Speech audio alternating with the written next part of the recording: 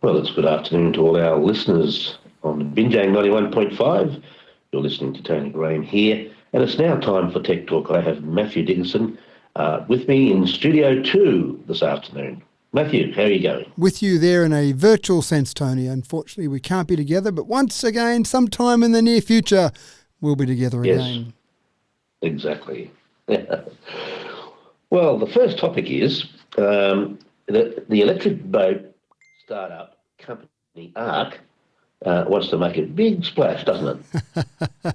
Oh, you're pulling out the puns nice and early today, Tony. Well, you wrote them.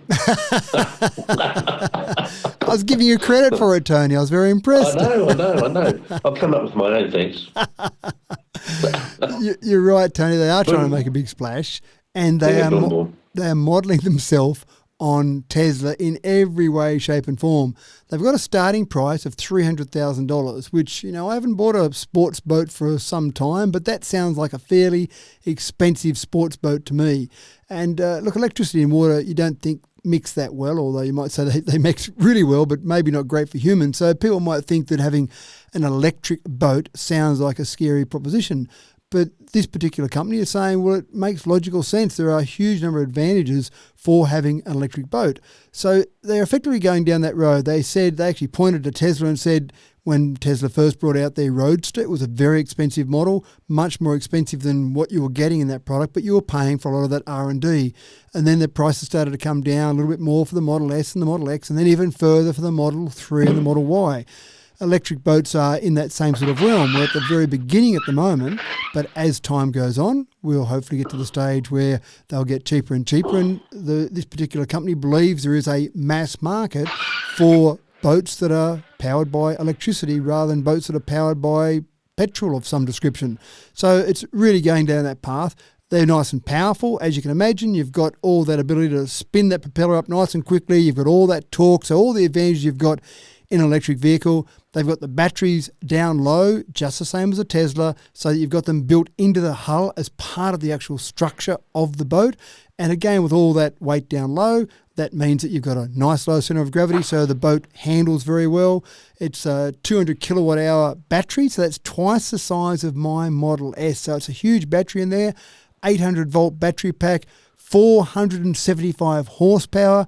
It can power the boat along at about 65 kilometres an hour, and you can do that for about 4 hours. So usually, a day's worth of boating, maybe a bit of water skiing. I reckon 4 hours is a pretty reasonable sort of day to get you through. The batteries are obviously able to be charged, fast charged, but most people, given the fact that they're not using their boat every day, most people will probably trickle charge them at home after they finish their day's boating. They'll go back home, plug them in and let them charge up. They're even doing things, copying so many things from Tesla, over-the-air updates for the actual vehicle, the software in the vehicle, just like Tesla does.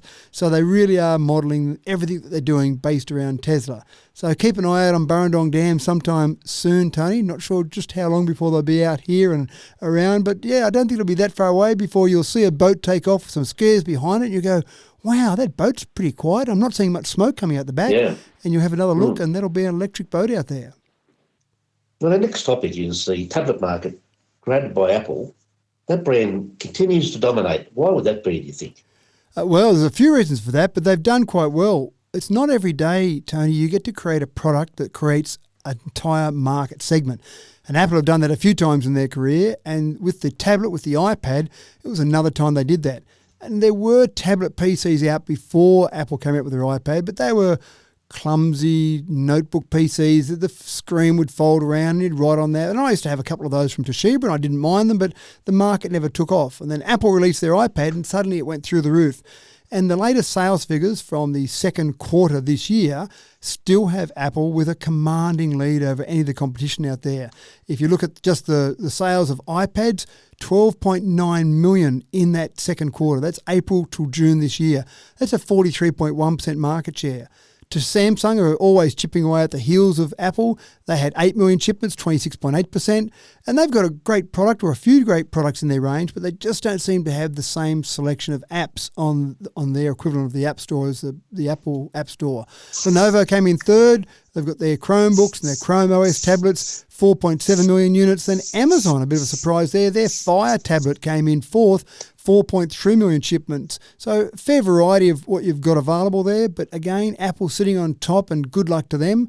The market has obviously grown a fair bit over the last year with the pandemic, meaning that more people are working from home. But as we start to get back to something resembling vaguely normal, I expect some of those shipments to start to just slow down a bit, Tony. I think people have got their upgrades, they've got their products they need now to work remotely, and when they start going back to work, they probably won't need to use those products as much as they have been.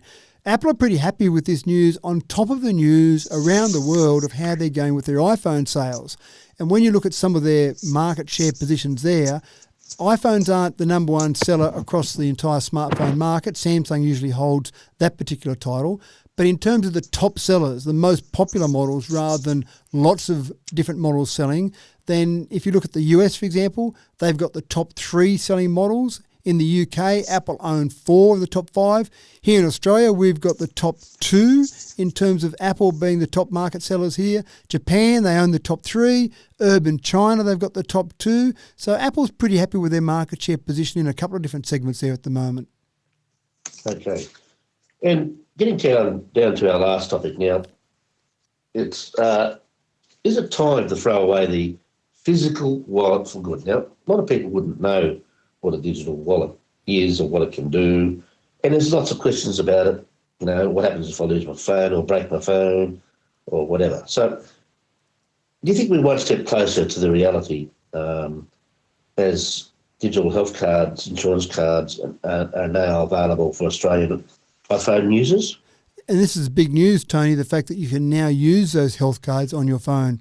We've had the ability for most of our credit cards to go on our phone for some time. We've had our driver's licence now with Service New South Wales, and obviously with contact tracing, everyone's got Service New South Wales installed on their phone now. So you get to the point where you say, well, I've got money available, I've got my ID available. Do I really need to take my wallet? Well, yes, if you need to do anything in the medical field. In the past, you've still needed to have your physical card. If you had an insurer, for example, a Bupa or one of those particular companies, you still had to have your physical card to be able to actually use that at whatever health organisation, health professionals you went to see. But now there's been news that Medibank, Bupa, NIB, GU Health, shortly HBF as well, are all part of the Apple Wallet ecosystem. Now, this is something that's exclusive to Apple at this stage. I'm sure it won't take long before it'll be available on Android. But now it means that if you need money, you've got your Apple Wallet. If you need your ID, you've got your Apple Wallet. If you need any of those health cards, if you've got one of those health cards you need, you've got that available in your Apple Wallet as well. And once you've got it in your Apple Wallet, if you've got an Apple Watch, you can also access those cards from your Apple Watch. So it really gets to the stage where you're struggling to work out why you need to pick up your wallet when you walk out the door in the morning if you can do everything on your phone. Now, you've got some valid points there, Tony. Phones go flat, you lose phones sometimes.